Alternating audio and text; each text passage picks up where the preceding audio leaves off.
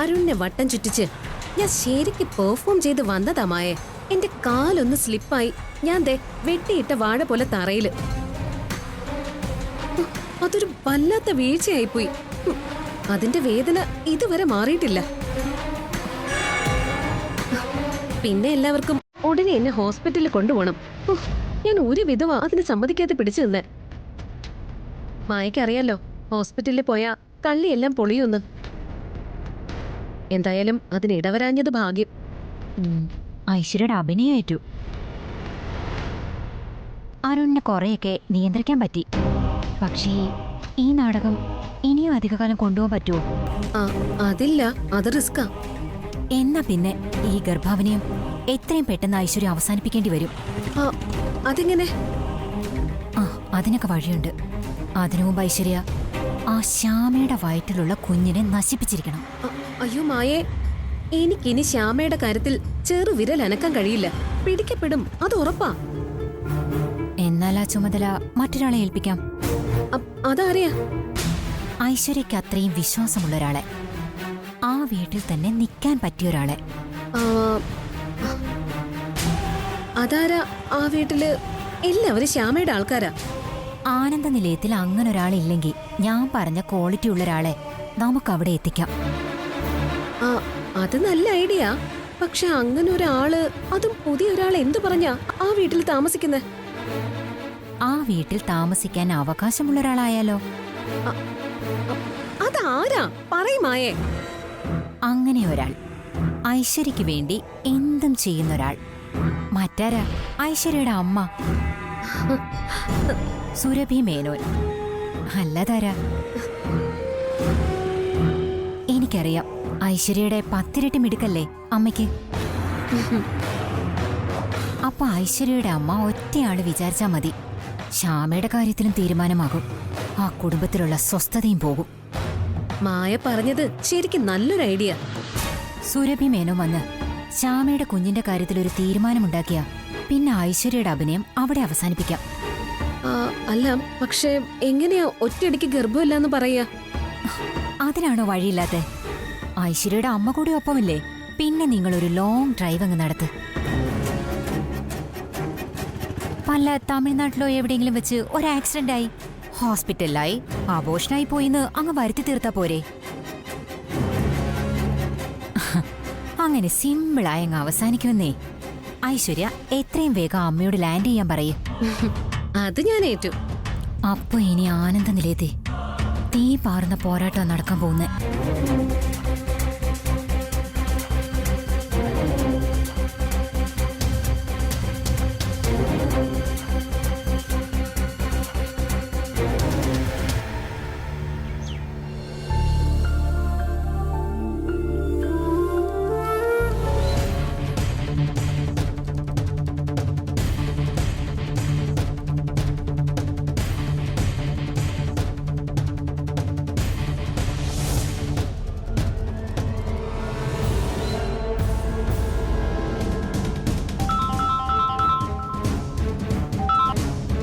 Hello.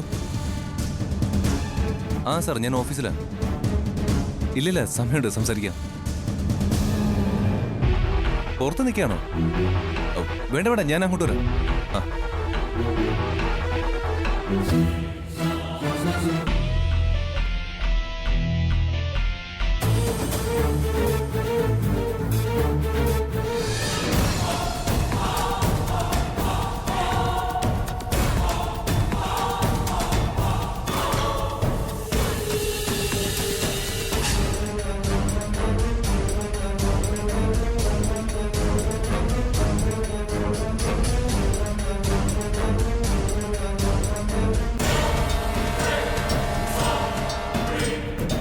Akhil സാറിന്റെ laptop.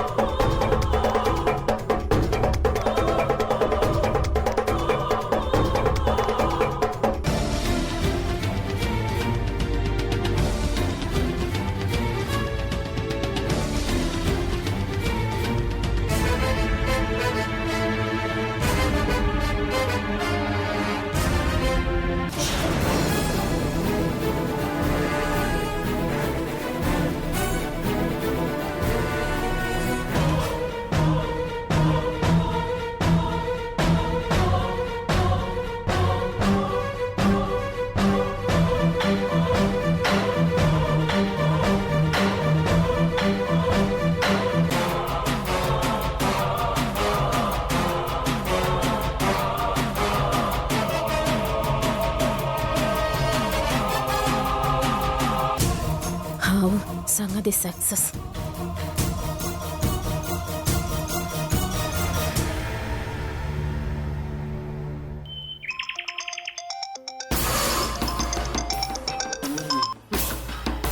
പറയ്, ഞാൻ ഏൽപ്പിച്ച ജോലി എന്തായി കേക്കട്ടെ.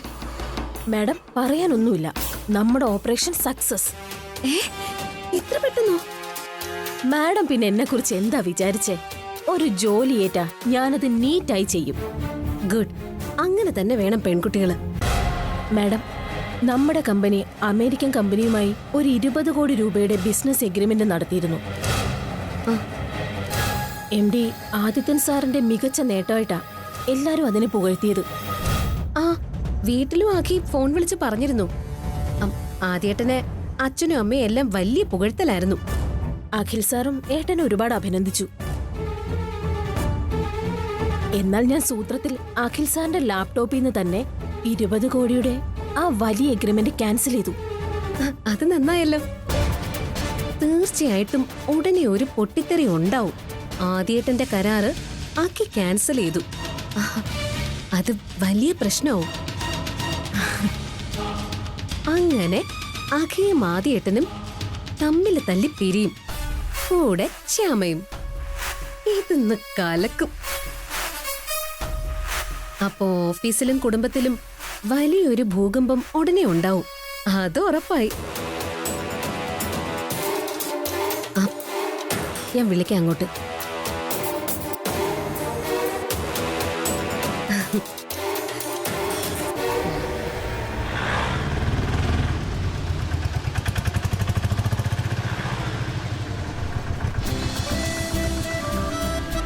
വാടാ. ദാ.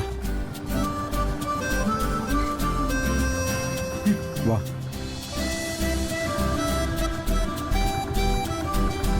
ശ്യാമേച്ച കണ്ടില്ലല്ലോ. ആ, നീ ഇങ്ങനെ ബഹളം വെക്കാതെ, നമ്മള് ശ്യാമയെ കാണാൻ പോവല്ലേ?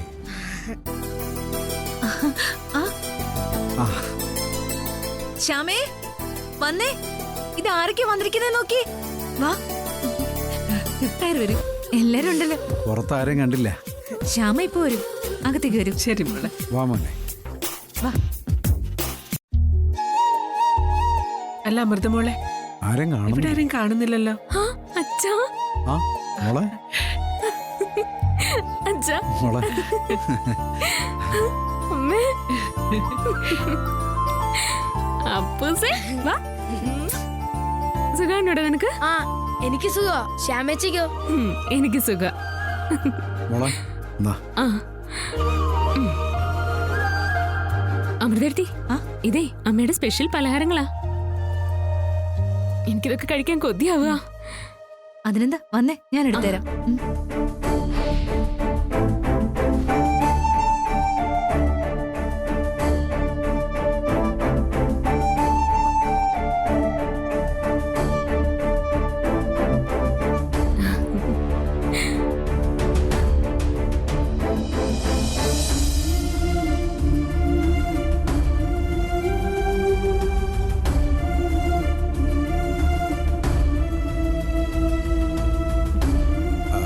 കാണണമെന്ന് കുറെ ദിവസമായിട്ട് ആഗ്രഹിക്കുന്നു. അതുകൊണ്ട് കാണാൻ വന്നു. എന്തിനാ നിക്കുന്നേ?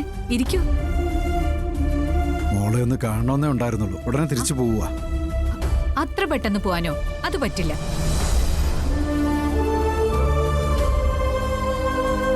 അപ്പോ മോനിപ്പോ സ്കൂളിലൊക്കെ പോകുന്നില്ലേ? ആ, സ്കൂളിൽ പോകുന്നുണ്ട്. ഓപ്പറേഷൻ കഴിഞ്ഞതിന് ശേഷം മോന് വേറെ പ്രശ്നങ്ങളൊന്നുമില്ല. ഇപ്പൊ മിടുക്കനായി. നന്നായി. ഇതാരൊക്കെയാ വന്നിരിക്കുന്നത്? നമസ്കാരം. സോന്തനെ മോളെ, ചായ എടുക്ക പെട്ടെന്ന്. വന്ന കാലത്ത് തന്നെ നിൽക്കാതെ ഇരിക്കണം. ഇരുന്നാട്ടെ. മോനെ അപ്പു, സോന്തനെ. ആ, സുഖം. അച്ഛനും അമ്മയും വരുന്നു, ഫോൺ വിളിച്ചിരുന്നു, അമ്മ ഉണ്ടാക്കിയ എന്തൊക്കെയോ പലഹാരങ്ങൾ കൊണ്ടുവരും എന്നൊക്കെ പറഞ്ഞ് ശ്യാമ ഇവിടെ വലിയ സന്തോഷത്തിലായിരുന്നു. അങ്ങനെയൊന്നുമില്ല, വീട്ടിൽ തന്നെ ഉണ്ടാക്കിയ കുറച്ച് പലഹാരങ്ങളാ. അമ്മ ഉണ്ടാക്കിയ പലഹാരങ്ങൾ കഴിക്കാൻ വലിയ കൊതിയായിന്നാ ശ്യാമ പറഞ്ഞേ.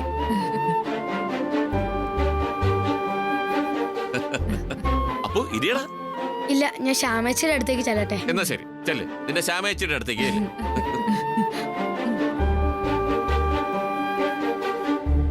ശ്യാമ വീട്ടിലുള്ളപ്പം എപ്പോഴും മോടെ പിന്നാലെ തന്നെയാ. അവന്റെ സ്നേഹമുള്ള ചേച്ചിയല്ലേ, അത് മോന് കിട്ടുന്ന ഭാഗ്യം.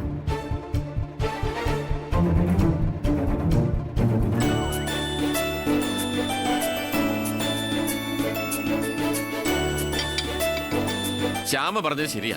ഈ പലഹാരങ്ങൾ കാണുമ്പോൾ കുട്ടിക്കാലം ഓർമ്മ വരിക അല്ലേ വസു? ശരിയാ.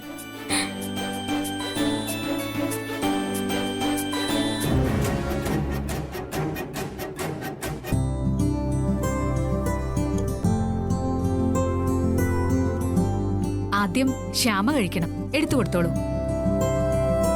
അത് അതാ വേണ്ടത്. കൊടുത്തോളൂ. ആ മോക്ക് എടുത്തു കൊടുക്ക് ദേവകി.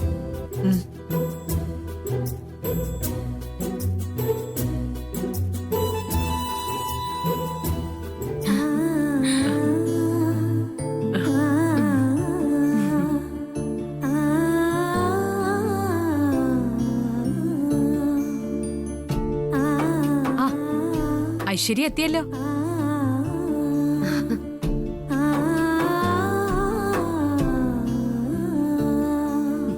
ആ പിന്നെ ഒരു സന്തോഷ വാർത്ത കൂടിയുണ്ട്. ശ്യാമയെ പോലെ തന്നെ ഐശ്വര്യം പ്രഗ്നന്റാ. ആഹാ,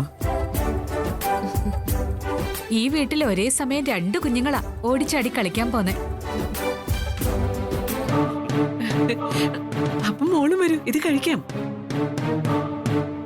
ഐശ്വര്യ വാ. ശ്യാമയെ ഐശ്വര്യ ഇത് കഴിക്കണം.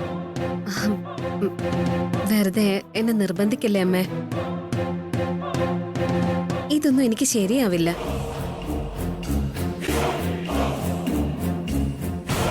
മോളെ ഇത് ഞങ്ങൾ വീട്ടിൽ തന്നെ ഉണ്ടാക്കിയ പലഹാരം.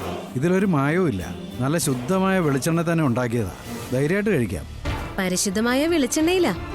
പക്ഷേ ഈ പലഹാരം എടുത്ത കൈകൊണ്ട് തന്നെയല്ലേ ഇതുണ്ടാക്കിയത്.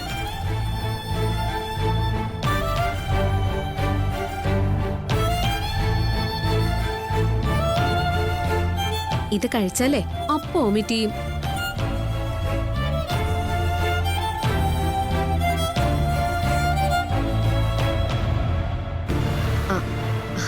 അല്ല സോറി, ഇത്തരം ചീപ്പ് ഫുഡൊന്നും ഞാൻ ശീലിച്ചിട്ടില്ല. അതാ.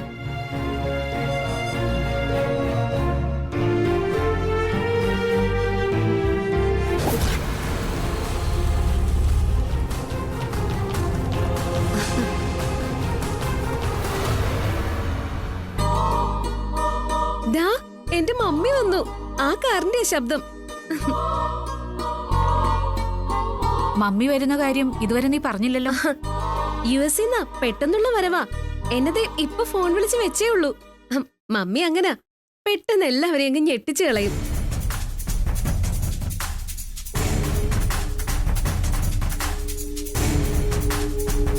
എല്ലാവരും ഒന്ന് വാ, കണ്ണു തുറന്ന് കാണ്. ഗർഭിണിയായ ഒരു മോളെ കാണാൻ സ്വന്തം അമ്മ എങ്ങനെയാ വരുന്നതെന്ന് എല്ലാവരും നേരിട്ട് കാണ്. എല്ലാരും വാ.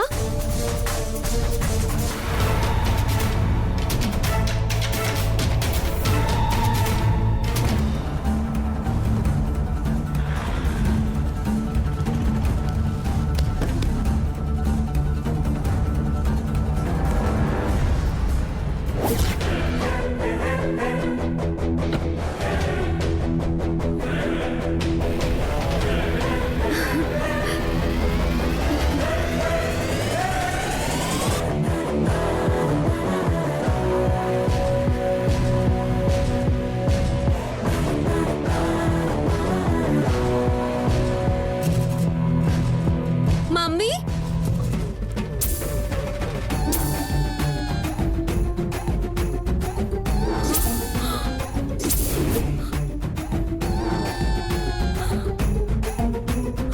Dear mummy. My dear mummy,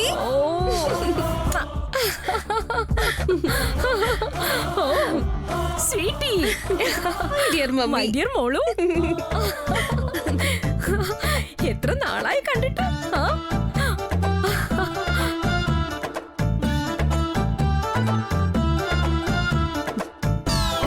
ഈ പെട്ടിയൊക്കെ ഒന്ന് എടുത്തു വെക്കാൻ ഇവിടെ സെർവൻസ് ഒന്നും ഇല്ലേ?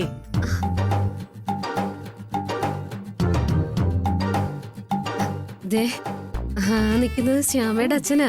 ശരിക്കും സെർവന്റിന്റെ സ്ഥാനത്താ. പക്ഷേ ഇപ്പൊ ഇതൊന്നും എടുത്തു വെക്കാൻ പറയാൻ പറ്റില്ല. വലിയ ബന്ധു ചമഞ്ഞ് നിക്കുക.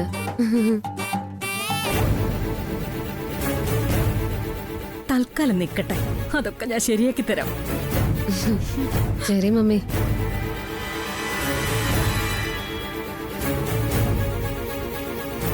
ആ ഡ്രൈവർ, ഇതൊക്കെ എടുത്ത് ഹോളിലേക്ക് വെച്ചേക്ക്. ആ ശരി മാഡം.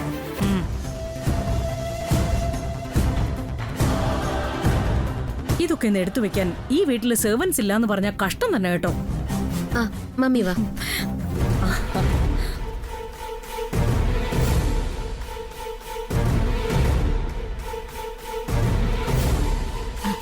വരൂ, അകത്തേക്ക് വരൂ.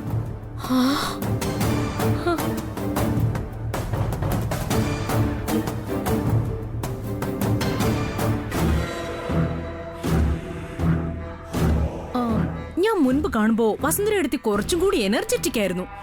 ഇപ്പൊ കുറച്ച് ഡിം ആയിപ്പോയി. എന്തു പറ്റി? പ്രായം കൂടി വരികയല്ലേ സുരഭി. ഓ,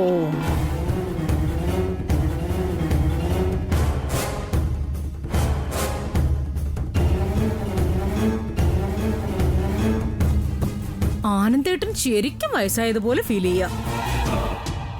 അത് സുരഭിയുടെ തോന്നലല്ല. നമ്മൾ കണ്ടിട്ട് 3 വർഷമായില്ലേ, അന്നത്തേക്കാൾ വയസ്സായി, സ്വാഭാവികം.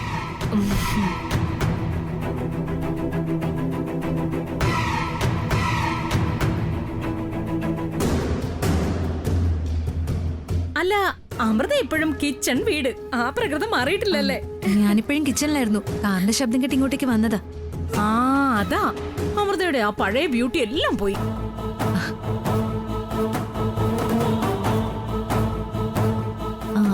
ആ ബ്യൂട്ടി കൂടി ഞാൻ ഐശ്വര്യക്ക് കൊടുത്തിട്ടുണ്ട്.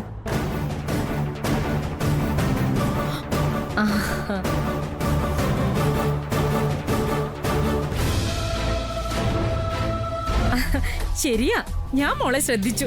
അന്ന് മിസ് കേരള ആയതിനേക്കാളും സൗന്ദര്യം കൂടി മോൾക്ക്. സുന്ദരി.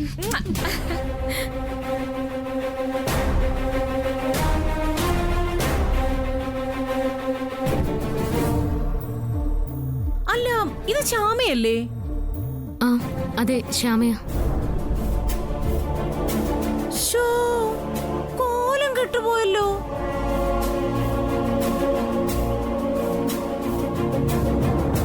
പത്ത് വയസ്സ് കൂടിയ പോലെ തോന്നുന്നേ.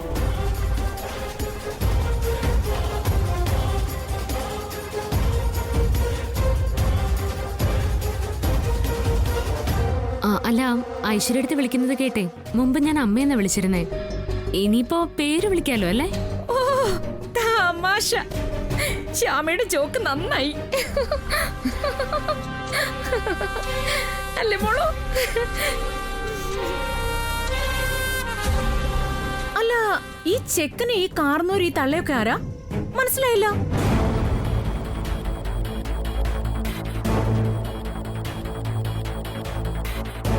അയ്യോ, മനസ്സിലാവാത്തോണ്ടാണേ. ഇവിടുത്തെ പുതിയ സെർവൻസാ.